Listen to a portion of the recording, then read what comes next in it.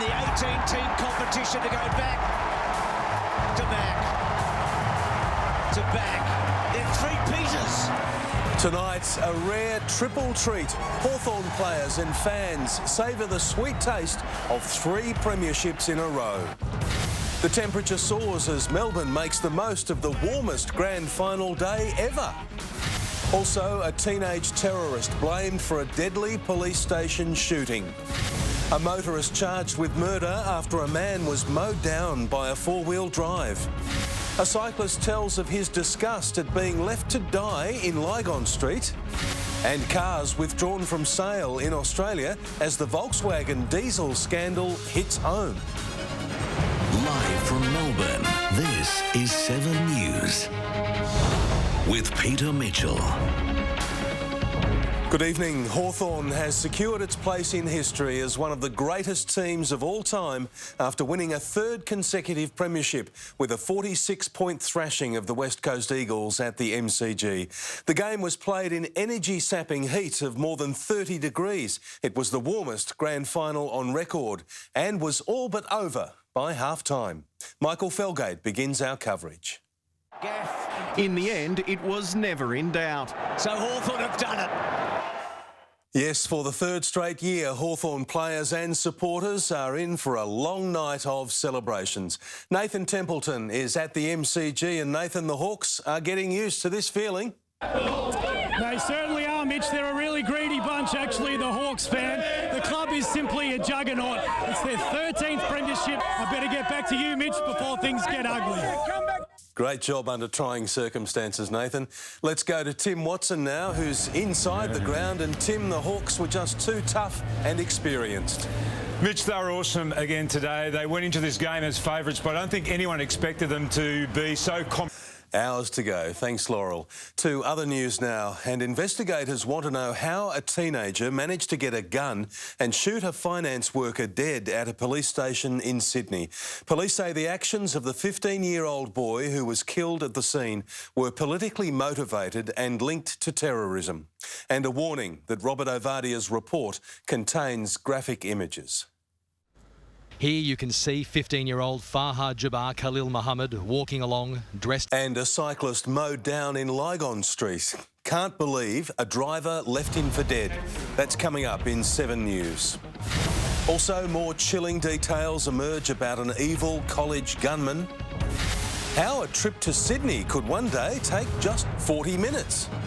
And today's warmth was just the start. I'll have more details soon. Melbourne's weather's changing all the time, but why do some areas get hit harder than others? I'll show you which suburbs are the hottest, the coldest, the wettest, and find out what Melbourne's weather will look like 15 years from now. Jane Bunn presents Melbourne's changing weather on 7 News, Sunday at 6. Investigators in the US say all of the 13 firearms used in yesterday's college massacre were purchased legally. The killer was a student enrolled at the Oregon Community College where he opened fire in an English class. Mike Amor has today's developments. The flag flew at half-mast over the White House today. Football fans have flooded the MCG tonight for a post-grand final musical extravaganza. We'll return there live, ahead in 7 News. Also, a cyclist tells how he was left to die in the street. And Jane Bunn with the latest on our spring heatwave.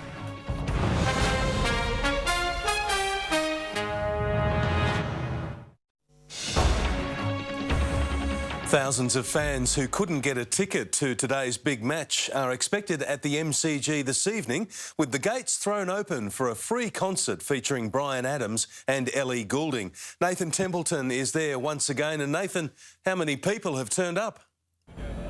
Well, Mitch, this idea of having the big live site in Yarra Park and the concert in... As we saw earlier, temperatures soared higher than expected today. Jane Bunn joins us now. And Jane, just how warm did it get?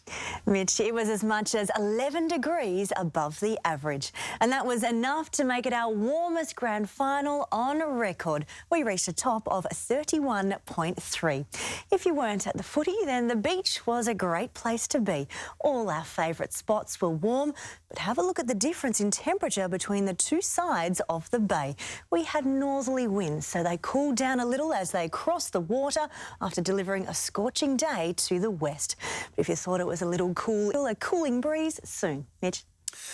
Thanks, Jane. A British teenager who was involved in a Melbourne Anzac Day terror plot has been sentenced to life in jail.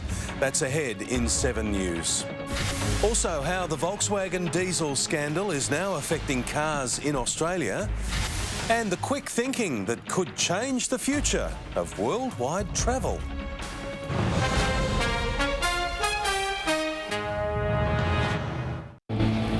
Welcome back to the MCG, where you might be able to hear Brian Adams in the background and where Hawthorn is toasting its third straight premiership.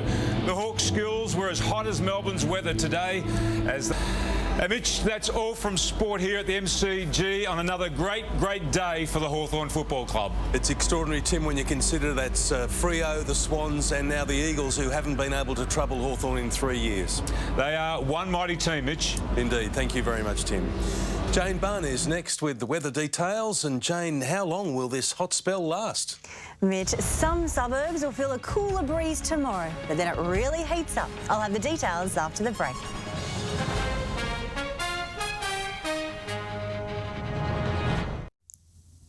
Hello again. It was officially hot in Melbourne today. We reached a top of 31.3. That's our warmest day since mid-March and our warmest grand final on record. This came after a mild night, not dropping below 17. At the moment outside, it is still very warm, up on 28 degrees. Northerly winds swept through, treating us to that heat from up north. So it reached 33 in Werribee and Geelong, 34 in Avalon. Scoresby and Torquay were the warmest overnight, a low of 19. There was plenty of bright sunshine today, but some high cloud did build up, particularly over the south this afternoon. All corners of Victoria felt the heat in breezy northerly winds. These winds should increase further overnight, but only become damaging up over alpine elevations. This is ahead of a front that is crossing the Bight, getting closer to our high that is out over the Tasman Sea, so that is tightening this pressure gradient.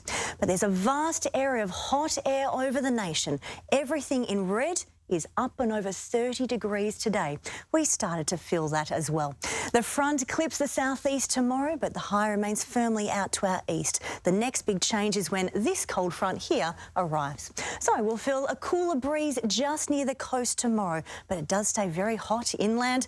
Then all that heat comes back on Monday and Tuesday as our winds turn northerly again, and it'll be even hotter than today. But the big change is through by Wednesday morning and temperatures will really tumble. Around the nation tomorrow, a hot and sunny one in Sydney, but the front makes it 9 degrees cooler in Hobart than what they saw today. To Victoria, the front brings no wet weather at all. It does remain mostly sunny statewide, but it's definitely milder near the coast as the winds turn southerly there.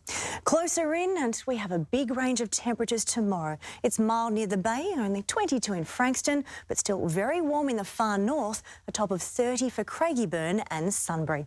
Now, the city should be right in the middle of that, a top of about 26 after another very warm night tonight. It's dry tomorrow and sunny.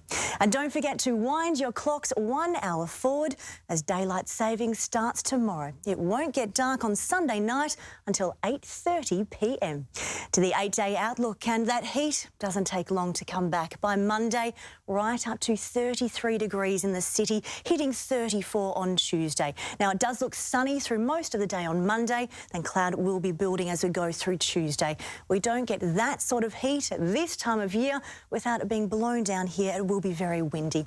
The cool change hits on Tuesday night, so back down to 18 for Wednesday, but it does look quite dry. We start to warm up again. A trough develops. There's not much moisture over the nation, but we may see a couple of storms at the end of next week. So a top of around 26 in the city tomorrow, but it's definitely cooler at the beach and still hot in the northern suburbs. Then we're all hot again from Monday. Mitch?